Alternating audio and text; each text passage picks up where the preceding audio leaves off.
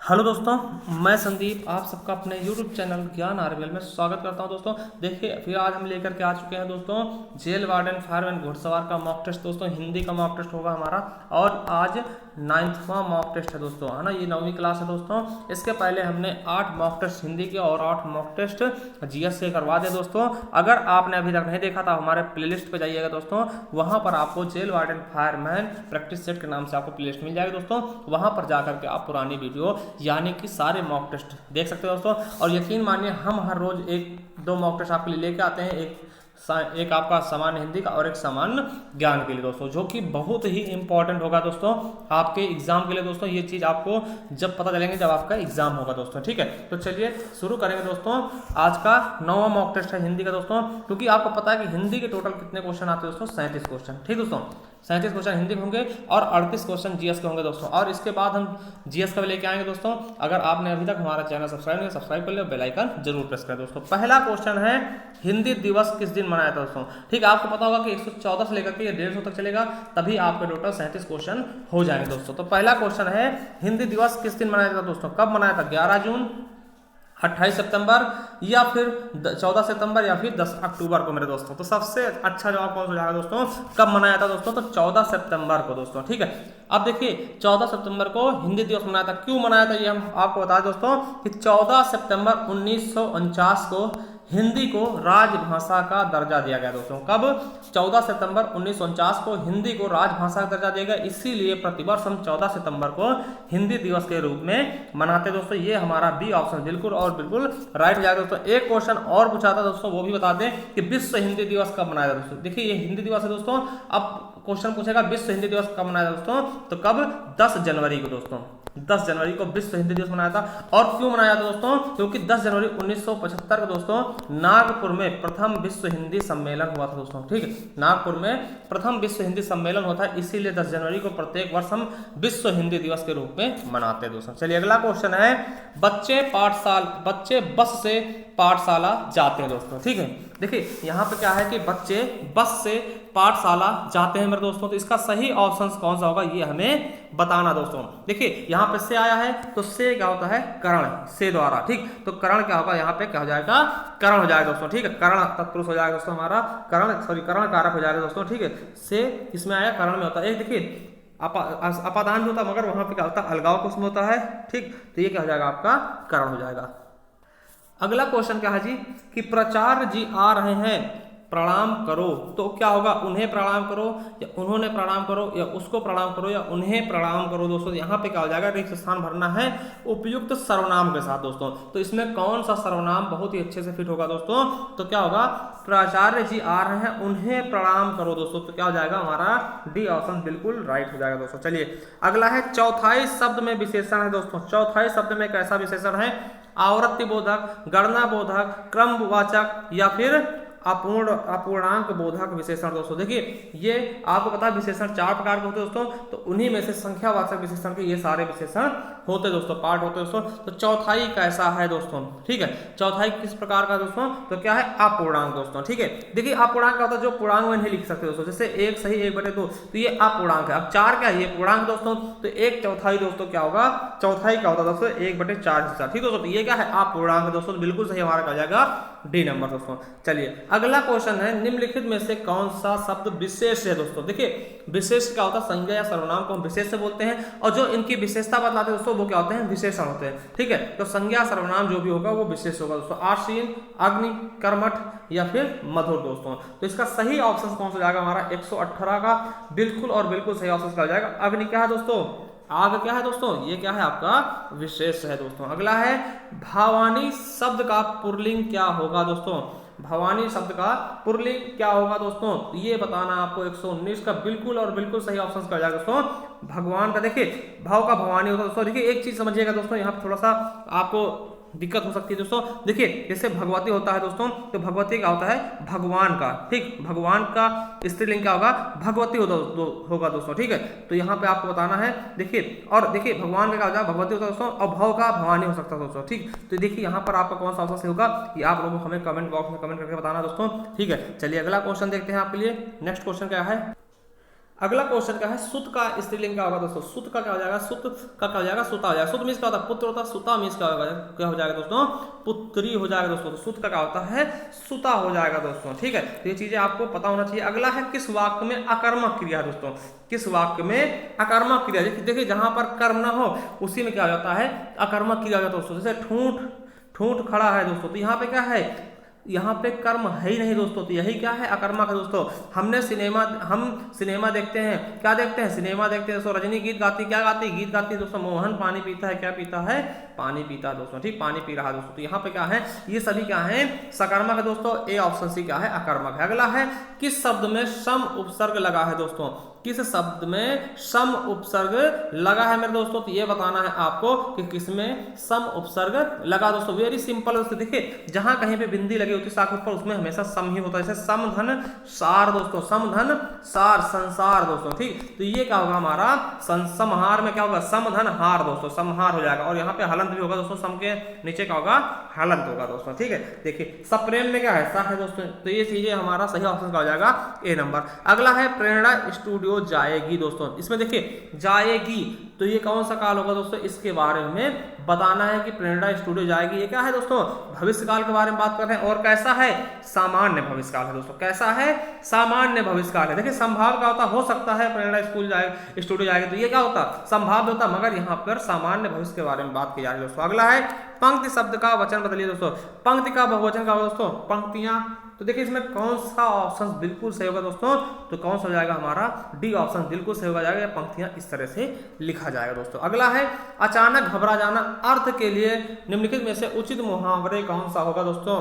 भीगी बिल्ली बनना, ठीक, अपने पैर पर कुल्हाड़ी मारना, हक्का बक्का रह जाना, या तोते उड़ना, हाथों के तोते उड़ जाना दोस्तों। इसमें कौन सा हमारा सही ऑप्शन होगा, तो 125 का बिल्कुल सही ऑप्शन क्या हो जाएगा, हाथों के तोते उड़ना दोस्तों, ठीक है, हो जाएगा घबरा जाना दोस्तों, अचानक घबरा जाना, ठीक है। चलिए अगला है लोकोक्ति अपने आप में पूरा वाक्य है, जबकि मुहावरा क्या है दोस्तों, ठीक। ये भी क्वेश्चन आपके लिए वेरी वेरी इंपॉर्टेंट दोस्तों, कि लोकोक्ति अपने आप में क्या होता है दोस्तों, एक पूरा और पूरा वाक्य होता है दोस्तों, जबकि मुहावरा क्या होता है, एक वाक्यांश होता है। देखिए ये चीज आपको याद रखना कि लोकोक्ति क्या होता है, एक वाक्य होता है, मुहावरा किसे कहते हैं, एक वाक्यांश जैसा होता है दोस्तों, ठीक है। चलिए अगला क्वेश्चन है निम्नलिखित में से अशुद्ध वाक्य पहचानिए। अशुद्ध शब्द कौन सा है दोस्तों, ये बताना है कि देखिए मेरे को प्रथम पुरस्कार मिला, मेरे को नहीं मुझे मिला दोस्तों, तो यही क्या है, यही तो हमारा गलत होगा दोस्तों, ठीक। तो देखिए यही क्या है हमारा गलत है। देखिए मुझे प्रथम पुरस्कार मिला बिल्कुल है, मुझको प्रथम पुरस्कार मिला ये भी सही है, तुझे प्रथम पुरस्कार मिला ये भी सही है दोस्तों, मगर यहाँ मेरे को नहीं होगा दोस्तों, मुझे, ठीक, या मुझको ये होना चाहिए दोस्तों। हमारा ए ऑप्शन से क्या है, अशुद्ध है दोस्तों। अगला है यद्यपि में कौन सी संधि दोस्तों। देखिए हमने बताया था दोस्तों कि या और वा के पहले अगर कोई आधा अक्षर आता है दोस्तों, तो वो ज्यादातर क्या होता है आपका यण संधि होगा दोस्तों। या के पहले देखिए आधा दा रहा दोस्तों, तो यद्यपि क्या होगा, यद्धन अपि, क्या होगा, यद्धन अपि, यद्यपि दोस्तों, ठीक। तो यहाँ पे क्या हो जाएगा हमारा यण संधि हो जाएगा दोस्तों, ठीक है। यण स्वर संधि का भेद है दोस्तों। चलिए अगला क्वेश्चन है व्याकरण का वह विभाग जिसमें शब्दों के भेद, रूप, बनावट आदि का वर्णन होता है, वो क्या कहलाता है मेरे दोस्तों। तो वो क्या कहलाता है दोस्तों, शब्द विचार कहलाता है, जिसमें क्या हो कि शब्दों के भेद हो, रूप हो, बनावट। देखिए शब्द के बारे में बात किया, शब्दों के भेद है तो शब्द ही तो होगा दोस्तों। अगर वर्ण के बारे में बात करें, यहाँ पे वर्ण होता तो वर्ण होता दोस्तों, ठीक। तो क्या हो जाएगा हमारा शब्द विचार। और शब्द कैसे बनते दोस्तों, आपको पता होगा कि वर्णों के सार्थक मेल से क्या होता है, शब्द का निर्माण होता है दोस्तों, ठीक। कई वर्ण मिलेंगे दोस्तों, सार्थक अर्थ निकलेगा तभी वर्ण का निर्माण हो पाएगा दोस्तों। अगला है किस क्रमांक में अंतस्थ व्यंजन है दोस्तों। अंतस्थ व्यंजन कौन कौन से होते हैं दोस्तों, आपको पता होगा या, रा, ला, वा, कौन कौन से होते हैं, या, रा, ला और वा, 4 होते हैं दोस्तों अंतस्थ व्यंजन। तो कहीं पे दिख रहा है तो हमें ये दिख रहा है डी नंबर में या और वा दोस्तों, ये मिल गया, ये मिल गया। अब चारों हैं मगर इसमें 2 दे रखा दोस्तों, तो कोई दिक्कत नहीं, ये क्या होंगे अंतस्थ व्यंजन। चलिए अगला है अंशमाली में कौन सा समास है दोस्तों। अंशमाली में कौन सा समास है दोस्तों, तो क्या होगा, अंशमाली में क्या होगा दोस्तों, आपका बहुब्रीहि समास है दोस्तों, ठीक। क्या है अंशमाली में, क्या है बहुब्रीहि समास। और आपको बताना है किसका पर्यायवाची है अंशमाली दोस्तों, किसका पर्यायवाची ये आपको बताना दोस्तों, ठीक है। चलिए मोक्ष की इच्छा रखने वाला क्या कहलाता है दोस्तों। मोक्ष की जो इच्छा रखता है दोस्तों, उससे हम क्या बोलते हैं दोस्तों, इसका सही ऑप्शन क्या हो जाएगा, मुमुक्षु दोस्तों, ठीक है। क्या हो जाएगा, मुमुक्षु दोस्तों। और जिज्ञासा जिसको होती है, जिज्ञासु होता है दोस्तों, तो हमारा इसका डी ऑप्शन बिल्कुल राइट होगा। चलिए अगला क्वेश्चन की तरफ चलते हैं दोस्तों।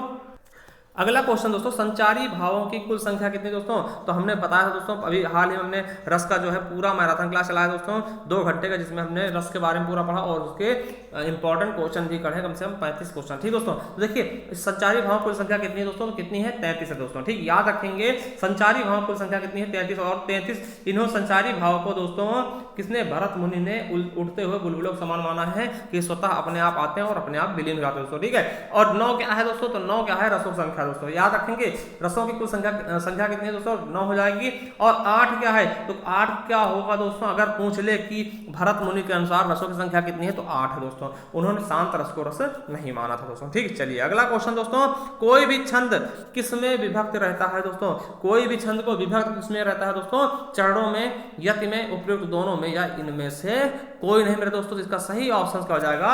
उपयुक्त दोनों में दोस्तों। यति में भी होता है दोस्तों। यति का होता है जो हम थोड़ा सा ये कॉमा वॉमा लगाते हैं दोस्तों, उसमें विभक्त होता है। और चरणों में 2 चरण होते हैं, 4 चरण होते हैं हर एक उसमें छंद में दोस्तों। किसी में 6 भी होते हैं, जैसे कि आपको पता कुंडलियां। ठीक दोस्तों, तो ये चीजें हैं, चरण भी होते हैं और यति के द्वारा भी विभक्त किया जाता है। चलिए अगला क्वेश्चन है, जहां एक शब्द अनेक अर्थों में प्रयुक्त होता है वहां कौन सा अलंकार होगा दोस्तों?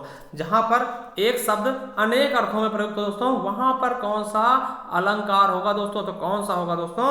अर्थ श्लेष दोस्तों। ठीक है, क्या हो जाएगा? श्लेष होगा, मगर अर्थ श्लेष वाला सिस्टम हो जाएगा दोस्तों। चलिए अगला क्वेश्चन, निम्नलिखित में से कौन सा तत्सम शब्द नहीं है दोस्तों? कौन सा तत्सम नहीं, यानी संस्कृत वाला शब्द कौन सा नहीं दोस्तों? कौन सा हिंदी वाला शब्द है, ये आपको बताना है, बिल्कुल अच्छे बताना दोस्तों। तो आपने देखा होगा दोस्तों, दधि दही होता है, उष्ट ऊंट होता है दोस्तों, चक्षु आंख, दीदा बोलते हैं। ठीक है, श्रृंगार को आपने देखा होगा श्रृंगार लिखा था दोस्तों। श्रृंगार इस तरह से लिखा जाएगा दोस्तों।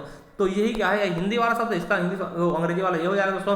और देखिए बहुत से लोग श्रृंगार ऐसे लिखते हैं दोस्तों, ये आपका ये गलत होगा दोस्तों। ये श्रृंगार क्या है? गलत है दोस्तों। आपको स्रा आधा होना चाहिए, ये वाला ऐसे होना चाहिए, स्रा आधा होगा और उसमें ऋषि की मात्रा होगी दोस्तों। ये श्रृंगार बिल्कुल सही है दोस्तों। ठीक, तो ये आपको शुद्ध वर्तनी भी याद रखनी दोस्तों। अगला है, निम्नलिखित में से कौन सा लुटेरा का प्रयुक्त प्रत्यय होगा दोस्तों? क्या होगा? लुटेरा में प्रयुक्त प्रत्यय क्या होगा दोस्तों? क्या होगा? एरा होगा। ठीक दोस्तों, चलिए अगला क्वेश्चन है, निम्नलिखित में से कौन सा निसंकोच शब्द में प्रयुक्त संस्कृत उपसर्ग है दोस्तों? तो क्या हो जाएगा? आपको पता है दोस्तों, संस्कृत में क्या होता है दोस्तों कि विसर्ग लगता है दोस्तों। क्या हो जाएगा? विसर्ग ले जाता है दोस्तों। निधन संकोच दोस्तों, तो क्या हो जाएगा? नि हमारा संस्कृत का उपयुक्त क्या हो जाएगा? उपसर्ग हो जाएगा दोस्तों। ठीक, चलिए अगला है, वागेश्वरी का पर्यायवाची शब्द है दोस्तों। वागेश्वरी का क्या पर्यायवाची शब्द होगा दोस्तों? ये आपको बताना है। कमला, सुखदा, प्रेमदा और शारदा दोस्तों। तो शारदा हो जाएगा हमारा बिल्कुल सही। देखिए वागेश्वरी किसका है दोस्तों? सरस्वती का। वाक की ईश्वरी दोस्तों, वाक में इसका था वाणी की ईश्वरी। और शारदा, सार में इसका था वाणी होती दोस्तों। तो वाणों की जो वाणी की स्त्री मतलब कि देने वाली होती दोस्तों, सार को देने वाली कौन थी? सरस्वती जी दोस्तों। ठीक है, तो याद रख लेंगे किसका है पर्यायवाची? सरस्वती जी का है दोस्तों। ठीक, चलिए अगला क्वेश्चन है, उचित विलोम शब्द का चयन करें। अवार चिन्ह का क्या होगा दोस्तों? तो अवार चिन्ह क्या हो जाएगा? प्राचीन हो जाएगा। क्या हो जाएगा दोस्तों? अवार चिन्ह का विलोम शब्द क्या होता है? प्राचीन हो जाएगा दोस्तों। अगला है, निम्नलिखित अनेकार्थी शब्द का दूसरा अर्थ बताइए दोस्तों। अज अजन्मा, अज अजन्मा दोस्तों, इसका दूसरा अनेकार्थी शब्द और क्या होगा दोस्तों? ये आपको बताना है दोस्तों। तो इसका सही ऑप्शन क्या हो जाएगा? ईश्वर को बोलते हैं अजन्मा दोस्तों। ठीक, अज और अजन्मा ईश्वर जी को, ईश्वर में भी ब्रह्मा जी को बोलते हैं दोस्तों। ठीक है, चलिए अब 42 से 46 तक हम गद्यांश पढ़ेंगे दोस्तों। देखिए गद्यांश में ज्यादा टाइम नहीं देंगे, इसको हम ऐसे दिखाते जाएंगे दोस्तों। आप लोग को पढ़ते जाना है दोस्तों, धीरे धीरे आप पुश करके भी पढ़ सकते हैं, क्योंकि इसमें बहुत ज्यादा समय लग जाएगा, इसलिए हम इसको दिखाते जाते हैं दोस्तों। इसके सीधा हम आंसर करने वाले दोस्तों। अगर आपको दिक्कत हुई दोस्तों, आप दोबारा से बैक करके देख सकते हैं दोस्तों। ठीक है, तो देखिए दोस्तों, ये है आपका पूरा पैराग्राफ है दोस्तों। ठीक है, गद्यांश है, इसको आप देखिए। और देखिए अब हम चलते हैं सीधा क्वेश्चन की तरफ दोस्तों।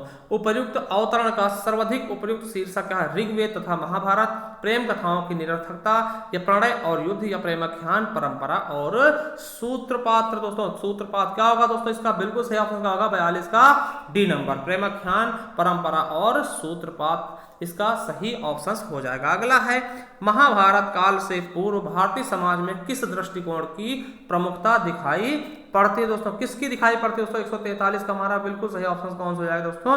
तो आपको पता क्या है? अति मर्यादित दोस्तों। ठीक है, अति मर्यादित दोस्तों। ठीक है, ये आपके लिए बहुत ही अच्छा क्वेश्चन था दोस्तों। चलिए अगला है, प्रद्युम्न प्रभावती प्रसंग और अनिरुद्ध उषा प्रसंग में समानता है दोस्तों। किस प्रकार की समानता है, इसका हमारा सही ऑप्शन कर जाएगा 144 का बिल्कुल सही ऑप्शन कर जाएगा डी नंबर। उनकी नायिकाओं के संरक्षकों से युद्ध होने से दोस्तों। ठीक है, चलिए अगला है प्रणय और परिणय संबंधों के विषय में महाभारत के कई प्रसंग इस ओर संकेत करते हैं कि उस काल में, तो उस काल में क्या संकेत कर रहे हैं दोस्तों कि प्रेम और विवाह के क्षेत्र में आर्य अनार्य का भेद लुप्त हो रहा है दोस्तों। ठीक है, तो याद रखेंगे। देखिए एक क्वेश्चन पूछ लेता है दोस्तों सब्जियों में प्रणय और परिणय का अर्थ क्या होता है। प्रणय मतलब क्या होता है दोस्तों प्रेम, और परिणय मतलब क्या होता है विवाह दोस्तों। प्रणय परिणय मतलब क्या होता है प्रेम और विवाह दोस्तों। ठीक, तो ये भी आपके लिए इंपॉर्टेंट था दोस्तों। ठीक, चलिए अगला है हमारे साहित्य की प्राचीनतम रोमांटिक रचना उपलब्ध है दोस्तों। तो किसमें उपलब्ध है दोस्तों रोमांटिक रचना, किसमें उपलब्ध है दोस्तों, तो इसका सही ऑप्शन क्या होगा महाभारत में दोस्तों। ठीक, क्या है महाभारत में दोस्तों। अगला है डॉक्टर राम कुमार वर्मा किसके लिए प्रसिद्ध है दोस्तों, तो डॉक्टर राम कुमार वर्मा निबंध, कहानी या फिर उपन्यास और या फिर एकांकी दोस्तों। तो आपको पता होगा ये बहुत ही अच्छे एकांकी राइटर थे दोस्तों। क्या एकांकी के लिए बहुत ही ज्यादा फेमस है दोस्तों, प्रसिद्ध थे दोस्तों। अगला है क्वेश्चन पुष्प की अभिलाषा, वेरी वेरी इंपॉर्टेंट दोस्तों। पुष्प की अभिलाषा किसकी दोस्तों, आचार्य रामचंद्र शुक्ल या निराला जी या दिनकर या फिर माखनलाल चतुर्वेदी दोस्तों। तो आपको पता होगा माखनलाल चतुर्वेदी, फूल नहीं मैं सुरबाला के गहनों में गुथा हूं दोस्तों, वही पुष्प की अभिलाषा आपने सुना होगा दोस्तों। ठीक, तो हमारा सी ऑप्शन बिल्कुल और बिल्कुल राइट हो जाएगा। चलिए अगला क्वेश्चन है प्रेमचंद शताब्दियों से पद दलित, अपमानित और अपेक्षित कृषकों की आवाज थे, यह कथन किसका है दोस्तों।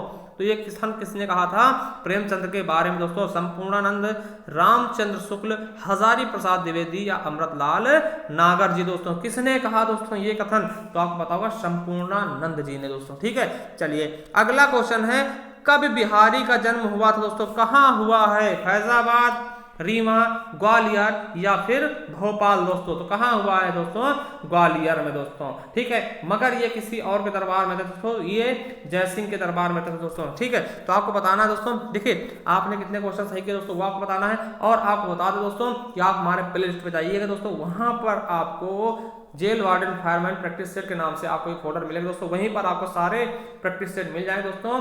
और आशा करते हैं आप सारे प्रैक्टिस सेट देखेंगे और अपनी जो आने वाली परीक्षा है उसके लिए बहुत अच्छे से तैयारी कर पाएंगे दोस्तों। ठीक, तो चलिए थैंक यू, धन्यवाद दोस्तों।